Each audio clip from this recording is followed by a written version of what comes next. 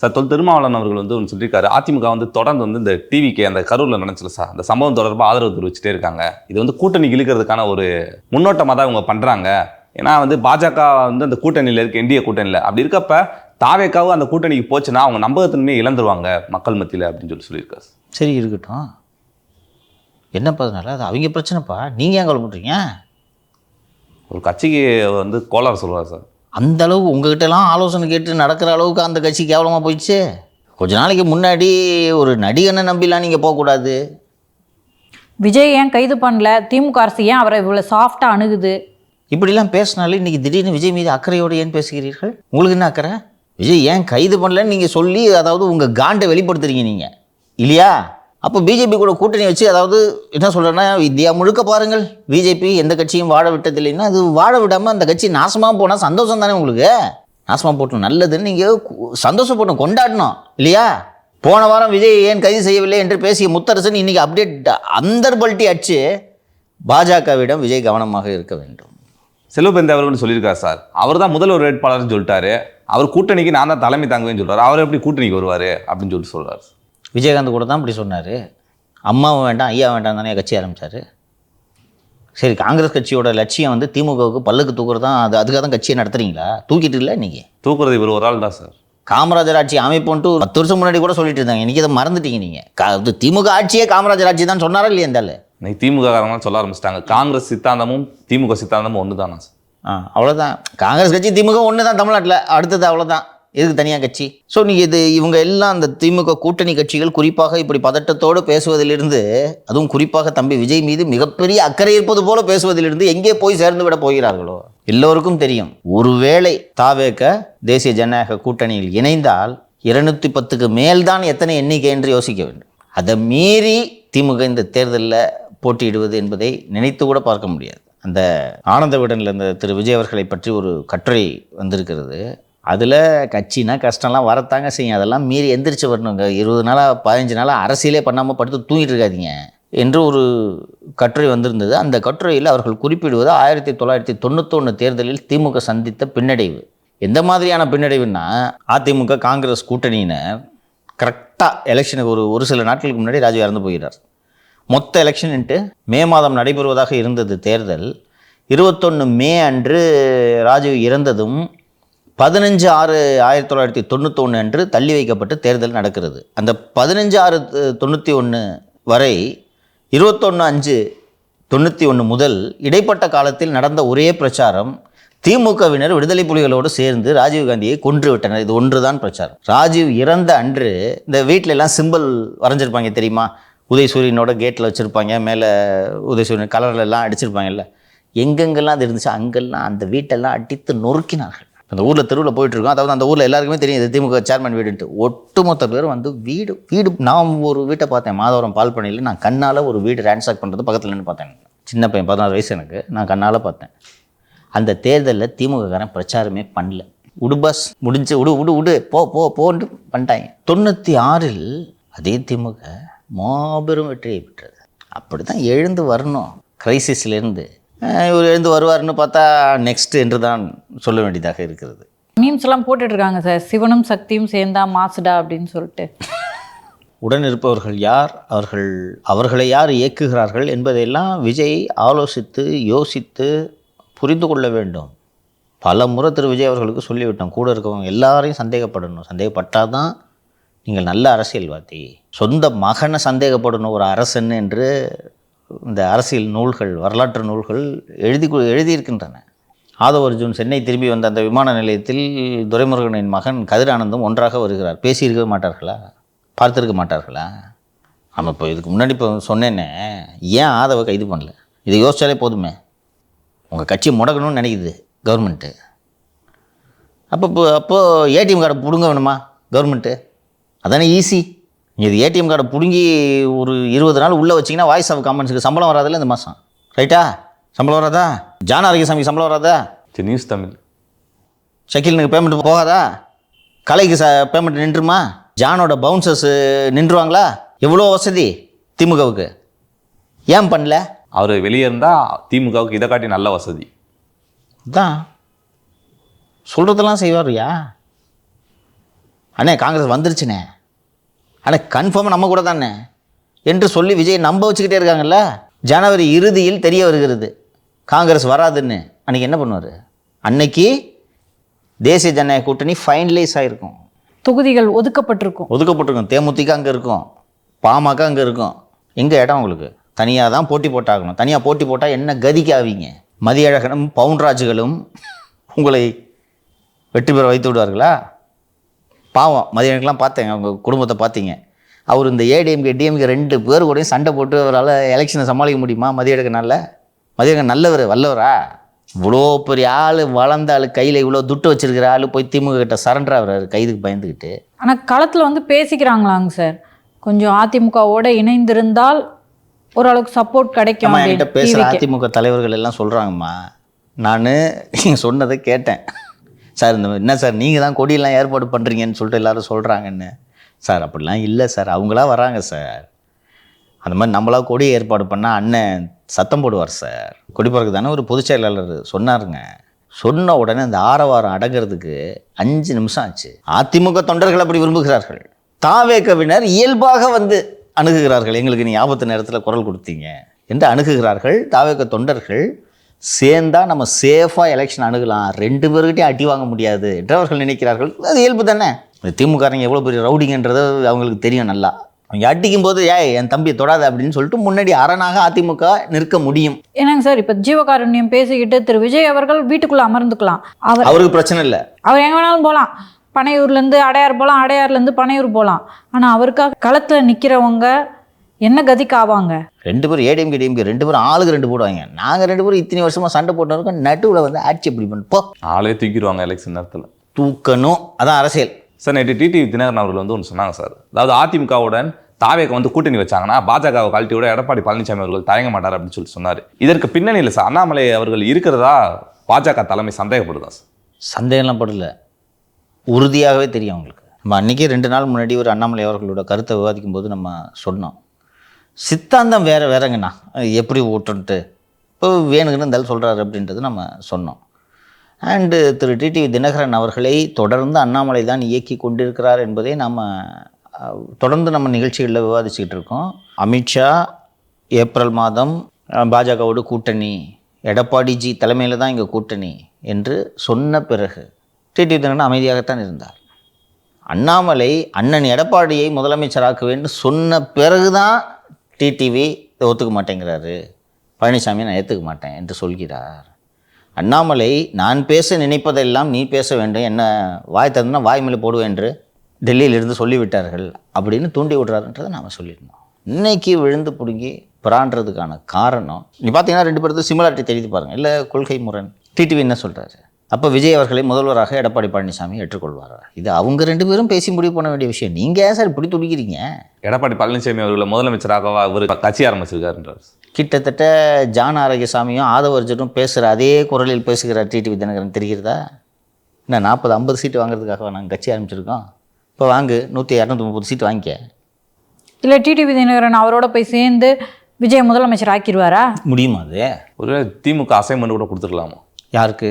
TTV Dinakaran அவர்களுக்கு. இருப்பா, Annamalai assignment கொடுத்தா என்ன, திமுக அசைன்மெண்ட் கொடுத்தா என்ன, வேறா பெயர் மட்டும் வேறு.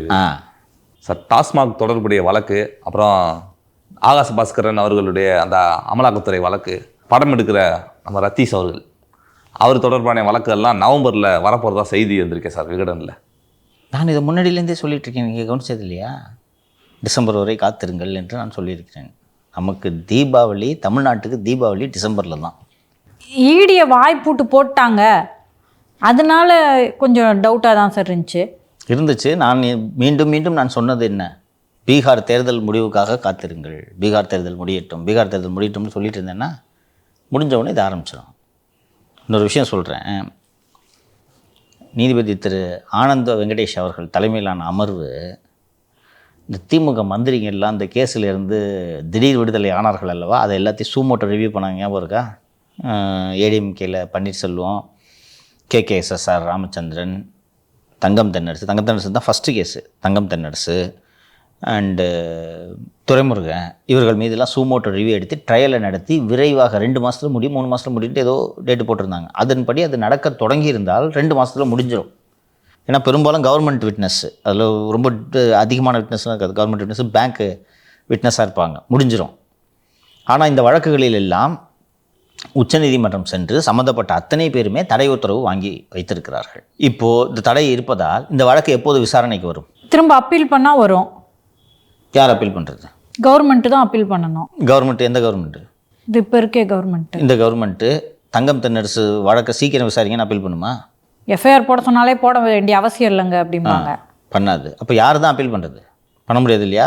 பிஜேபியை சேர்ந்த கல்யாணராமன் கடந்த வாரம் தென்னரசு வழக்கு நீண்ட காலமாக தாமதமாக இருக்கிறது, நீதிமன்றம் சொல்லிய பிறகும் தாமதமாக இருக்கிறது, விரைவாக இந்த வழக்கை விசாரணை செய்ய வேண்டும் என்று அவர் ஒரு இம்ப்ளீடு பெட்டிஷனை ஃபைல் பண்ணுகிறார். எந்த கட்சியை சேர்ந்தவர்? பிஜேபி. கல்யாணராமனுக்கும் தங்கம் தென்னரசுக்கும் என்ன சம்பந்தம்? அங்காளி பங்காளி. அது மாதிரி பண்ண முடியுமாங்க சார்? எதன் அடிப்படையில் அவர் போய் இம்ப்ளீட் பண்ணுறாரு? நான் ஒரு பப்ளிக் ஸ்பிரிட்டட் பர்சன். ஹைகோர்ட்டு வந்து இந்த மாதிரி சூமோட்டோ ரிவ்யூ எடுத்து ஏற்கனவே இவ்வளோ டிலே பண்ணியிருக்காங்க, நீ அநியாயமாக விடுதலை வாங்கியிருக்கீங்க, சீக்கிரமாக முடியும் 3 மாதத்தில் முடியும்னு சொல்லிட்டு போட்டிருக்கு.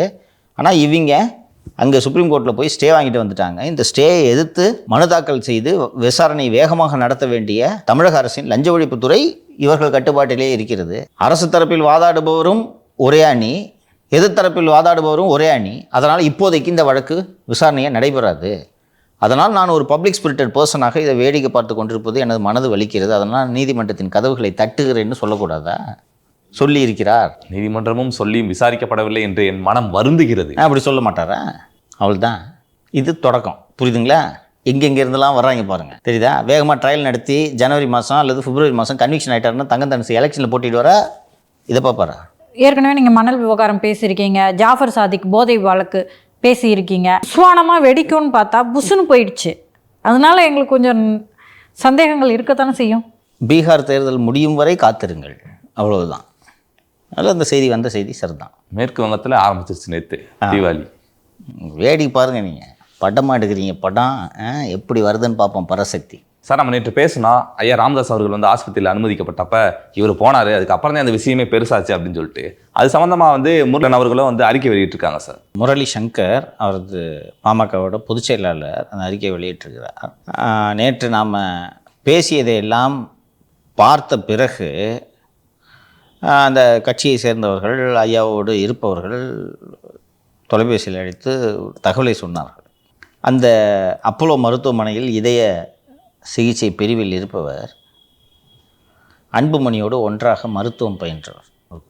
போய் அப்பா பார்க்கறது தானே போகிறார். அப்பாவுக்கு நல்லா இருக்காங்க உடம்புன்னு கேட்டுட்டு திரும்பி வர வேண்டியதானே. அந்த இவரோட கிளாஸ்மேட்டு டாக்டர்கிட்ட போயிட்டு அப்பாவுக்கு கொஞ்சம் சொல்லு என்று சொன்னதும் அந்த மருத்துவர் ஐயாவை பார்த்து, இப்போ தான் என்ஜிஓ பண்ணியிருக்கீங்க, ஏற்கனவே ஒரு 12 வருஷம் முன்னாடி பைபாஸ் பண்ணியிருக்கீங்க, ஏஜ் வேறு ஆகுது, பேசாமல் பையன்கிட்ட எல்லாத்தையும் ஒப்படைச்சிட்டு நீங்கள் ஓய்வு எடுக்க வேண்டியதானேன்னு சொன்னோன்னே ட்ரீட்மெண்ட் பார்க்குற வேலையை மட்டும் பார்த்து எப்படி விடுவார் ஐயா? இப்படி எல்லா சைடும் சுற்றி சிகிச்சை அளிக்கிற டாக்டரை விட்டுலாம் பேச வச்சா ஐயாவோட பிடிவாதமும் உறுதியும் இன்னும் அதிகமாகும்ன்றது கூட அன்புமணிக்கு தெரிலன்றதான் எனக்கு வியப்பாக இருக்குது. நீங்கள் அவரை புரிஞ்சுக்கிட்ட அளவுக்கு அன்புமணி அவர்கள் அவங்க அப்பாவை புரிஞ்சுக்கலையாங்க சார்? அதான் நம்ம மீனிங் இதுக்கு பழகிருக்கீங்க. நீங்கள் அவருக்கு ஒரு ஒரு ஒரு தந்தையே புரிஞ்சுக்க முடியல, நீங்கள் எப்படி ஒரு அமைப்பு தொண்டனோட மனநிலையை புரிஞ்சுக்கிட்டு ஒரு அமைப்பை நடத்துவீங்க? இதுதான் இதனால தான் தலைமை பண்பு இல்லைன்றாரு. ஒரு ஆலோசனை கூட்டம்ட்டு ஒரு கூட்டம், நிர்வாக குழு கூட்டம் போடுறீங்க, எந்திரிச்சு பேச ஆரம்பித்தோடனே அவனை உட்கார் என்ன தெரியும் அப்படின்னு சொன்னால் மற்றவன் எப்படி பேசுவான்? அப்போ இந்த அடிப்படை கூட உங்களுக்கு தெரியல. ஏன் தெரியலன்னா உங்கள் அப்பாவை கூட நீங்கள் புரிஞ்சுக்கல. இவ்வளோ பேர் உங்கள் அக்கா சொல்லுது, ஊரே சொல்லுது, உங்கள் அம்மா வச்சு சொல்லியாச்சு, அவ்வளோ பேர் சொல்லியும் கேட்கல. கார்டியாலஜிஸ்ட் சொன்ன உடனே அப்படியா டாக்டர் சொல்கிறீங்க, ரைட் டாக்டர் விடுங்க டாக்டர், நான் இப்படியே போய்ட்டு ஓய்வுக்கு போய்ட்றேன் டாக்டர்னு சொல்லிட்டு வர்றாரு ஐயா. ஆனால் உங்களுக்கு எவ்வளோ ஒரு ஆற்றாமை, ஆங்காரம் எப்படியாவது அடைஞ்சிடணும் இல்லையா? உங்கள் அப்பா ஓய்வு எடுக்கணும், நீங்கள் போய் இது என்ன இவ்வளோ ஆத்திரத்தோட சும்மா விட மாட்டேன்லாம் பேசுனது காரணம் 1/2 மணி நேரம் பேசியிருக்காரு எடப்பாடி. என்னங்க அரசியல் பேசி பேசினாங்கன்னா அப்புறம் 1/2 மணி நேரம் என்னப்பா ஒரு கார்டியாலஜிஸ்ட்டாக எடப்பாடி அரசியல் தான் பேசுனாங்க சொல்லியிருப்பாங்க அங்கே இல்லையா? அநேகமாக என்ன நடந்துட்டுருக்கு அதெல்லாம் எக்ஸ்பிளைன் பண்ணியிருப்பாருன்னு நினைக்கிறேன். ஸோ எங்களோட வந்துருங்க, இவரே வழி ஏற்படுத்தி கொடுத்துட்டாரு.